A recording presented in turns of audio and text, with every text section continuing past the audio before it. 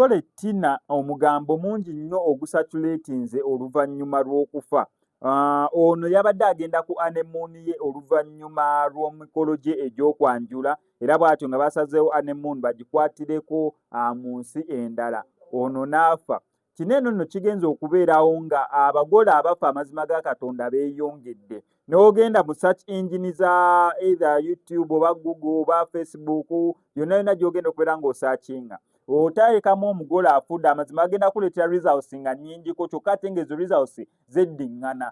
Okitegeera nti ogenda laba incident emu nga ya mwaka oguwedde mu December, endala nga ya mwaka oguwedde awo mu Gwomwenda, endala yino yakagwawo mu January, endala kwegamba incident ez'abagole okubeera nga bafa oluvannyuma lw'okukola emikolo nga zeeyongeredde ddala.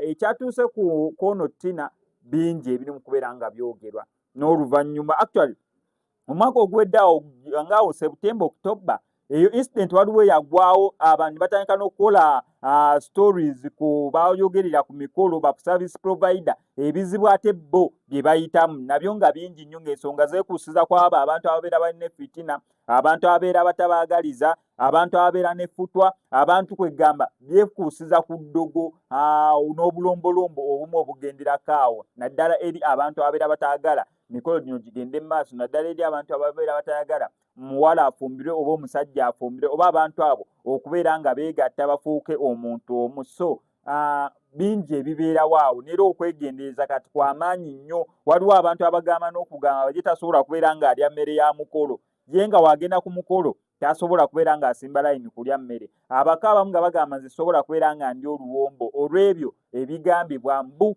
bye bisangibwamu oba ebiteekebwamu. So kitalo nnyo kitalo ddala eky'omugole Tina. Ngenda sigala nkola follow up ku ki exactly ekyamuse n'okuziika buli kimu nga bwe kigenda okubeera nga kigenda mu maaso. Mawulire ga nnaku nnyo nnyini ddala naye kankusaba subscribe nga no ku SMX Media tojja kubeera ngu missing updates naddala nga zino. Bannange abagole nga basusse okufa, abagole nga baffe ennaku zino, jo waliwo gwe baabise, luli waliwo gwe baabika, okwosa luli waliwo Osumaya King Saho omukolo gwe yaliko nange yembaga nagirako yaliko n'abagagga abamu. Omukyala n'afa. Bannange ki ekigenda mu maaso?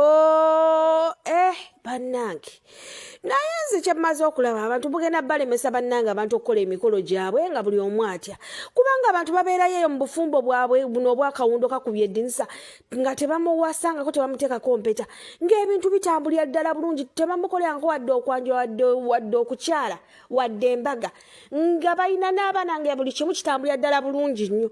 Kasita bateekamu emikolo bwe bati ogenda okulya wiikisi 2 omugole yafudde, twade twakava mu mbaga omwezi gumu omukole yavudde, mu nnaku 2 omugole yavudde. Bannange kati nze mbawa bwigabwe. Bannange abantu ebintu atakulekera tomulekera, ennyanja ekutta omira ye omukolo gwo gulaba mweyana. Munaagamba ekikolo n'eddagala sibawadde, gulaba mweyana mugule omuteeke ku mukolo gwa 2 omuntu amusuula eddalu awo wennyini mu nfo wennyini agwe n'obuddagala bwe. Munaagamba tetubawadde ekikola naddagala. Bannange atakulekera tomulekera, ennyanja ekutta emira ye. Tit for tat is a fair game, an eye for an eye. Kyova olaba abantu abasinga abatiitiizi agenda mu court marriage, n'agenda mu courtship n'agamba obufumbo bwange wabeerewo maama wange ne taata wange nga ba eyewitness. Abasigadde bano simanya ba Luganda, simanya ono brother wange, simanya ono sister, bonna tewali ajja. Bawulya bulizi afumbirwa. Bannange omwaka oguwedde byali mu kooti nga bakimala dda.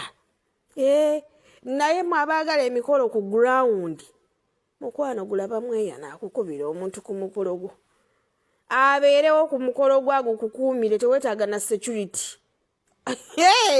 Muli agamba ekikola n'eddagala sibawadde bamanda.